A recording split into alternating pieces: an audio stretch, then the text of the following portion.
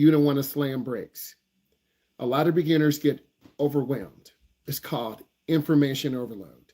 So those of you who are new drivers and you're in this class because you're a new driver, or you've been driving 10 years or 30 years or 40 years, it really doesn't matter. We all have fear and anxiety. It could be driving at night when you're tired. It could be driving in a heavy rainstorm.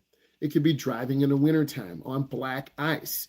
It could be driving in a heavy metropolitan area, Metro Detroit, Metro Houston, Texas, Metro Los Angeles, California.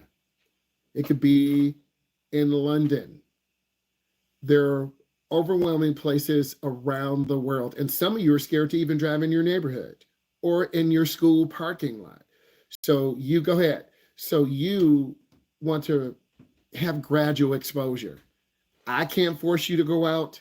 Your mom and dad can't force you to go out. Your best buddy, you have to be ready to drive. And some teens and adults aren't ready to drive. And then they wait till they're 19 or 21 or 25 or 32 or 38. And they have kids who are 10 or 12. I know a lady at my job, I'm not going to say her name,